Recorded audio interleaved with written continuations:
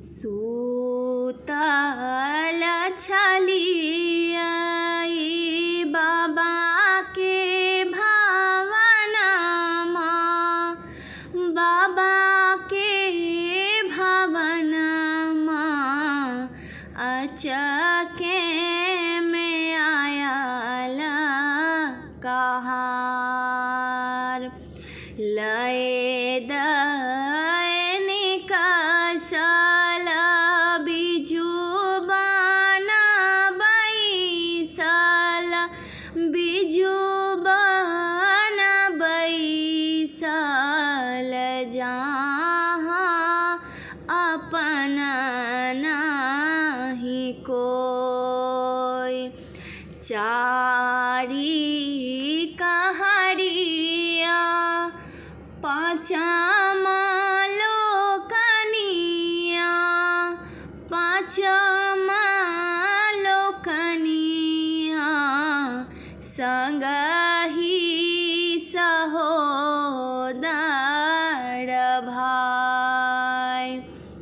सूतल छलियै बाबा के भवनमा, बाबा के भवनमा अचके में आयल कहार।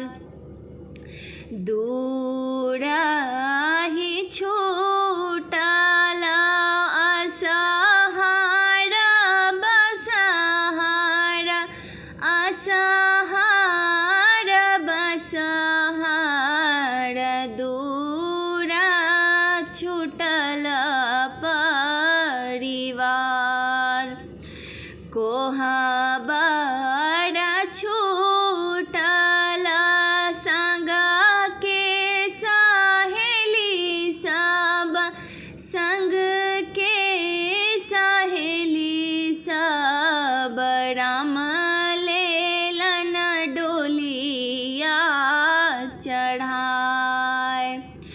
बिना माँ के धिया कौन रहथिन, धिया कौन रहथिन। छने छने उठती चेहाय। सूतल छलियै बाबा के भवनमा, बाबा के भवनमा अच